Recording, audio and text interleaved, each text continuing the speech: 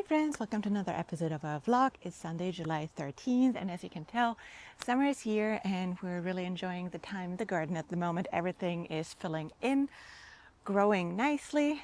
The first pests are showing up, diseases and insect pests. So it's a typical July, and all the weeds, if you look closer around me, you see a lot of them.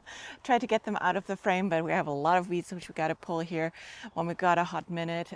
This weekend was not the minute, so we'll see.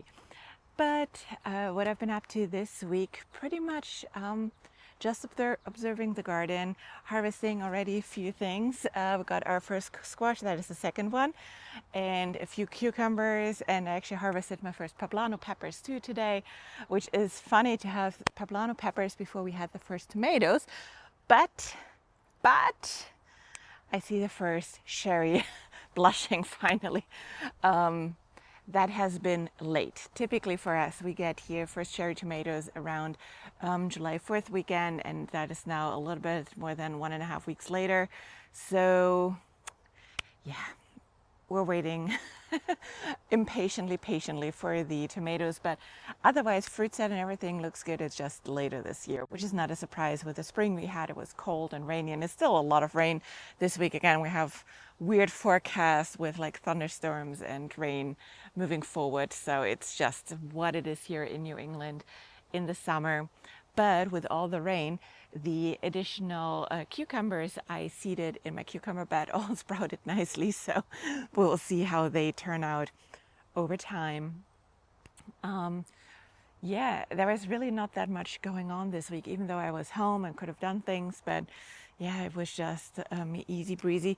Still waiting for my dahlias. They feel like they're finally coming to size. They got all pinched. This always sets them back a little bit to help them sprout on a wider base. So you can see that almost filling in nicely here everywhere, which is really, really sweet and great to see. I think we'll have the first dahlias in like 2 to 3 weeks, so fingers crossed for that. But yeah, otherwise it is more enjoying the space. Next weekend we have a cool project because I put one of my nice commission checks to good use and ordered some new furniture for our deck and everything. So we're revamping our deck with a nice new dining set and a seating corner and some lighting and some decoration. So might make a video out of that as well to see just the transformation, because it will be a big one. Because as you can see here, we don't do much with a deck, which then turns into, oh, there's a little bit of garbage and just stuff piling all around it when it's not set up well. So we're going to change this. Summer is the only space where we have enough space outside to actually host people. So I want to have people over again and just have a cozy place for them to be at.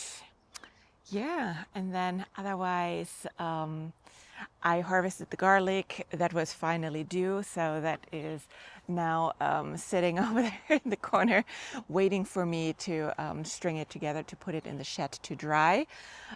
Looks like a good harvest, and to my surprise, when I just came into the garden, sorry, I'm already sweating. When I came earlier in the garden, the bunnies were like laying in between the garlic. Like, I'm not sure if that was shaded out and they like it because it's cold down there, but there were like 2 bunnies between the onions and the garlic. They're not supposed to like that. They're also not eating it necessarily. They were just sitting in between it. So I was like, ah, great. Yeah, and in total there were like 12 bunnies running out of the garden. I'm so glad everything is fenced in. They're just like eating weeds or the clover, which is fine with me. They can do that all day long as long as I leave my plants alone. But yeah, there are a lot of bunnies around this year. Still waiting for the backyard coyotes to show up, but I have a feel that the construction zone which we had over there, which seems to be done now, spooked them away, which is a shame because they always took care of the bunnies, I think. And before we go here, let me quickly give you an update on the flowers. Lythianthus is coming in strong. You can see here all of the buds over there. To make sure that you can see here the Lythianthus stem white on bloom here already, but a lot of still immature buds on the top. To make sure that those buds form up still, you always want to cut this one out. It's really cute in a bud vase, but it has never a long stem. But to ensure that those ones develop here properly, you want to cut this one out. And then when we look around here, lots and lots of flowers to pick from. If we have tomorrow a little bit time in the morning or Tuesday, definitely grab a few more bouquets here.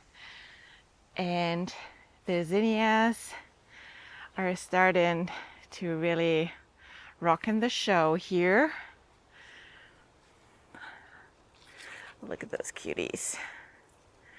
Those are all the floret varieties. But I have exactly the same issue like last year. Some of them starting to get leaf rot super early. Might be our really wet conditions again. They're like last year, way too much rain if you ask me. Oh, look at that cutie. But it is what it is. I don't have time to deal with it, so I'll let it be and let it go like last year. But they're all coming in nicely, as well as the celosia, a few different varieties, limonada. So yeah, let me quickly show you the dahlias. So they're all, can see all the new growth over here, a nice fresh green growth. The first one to bloom from the tubers is probably the parasol from Cozy Town, but all the other ones are not far behind. It looks like they are far behind, but they are all going to be fine. Yeah, so let me know what you're up to, and I hope you have a wonderful July in your garden. Enjoy it while lasts. We know always you blink in the summer here in New England and it's over, so make sure you enjoy every minute, and I'll see you next week. Thank you.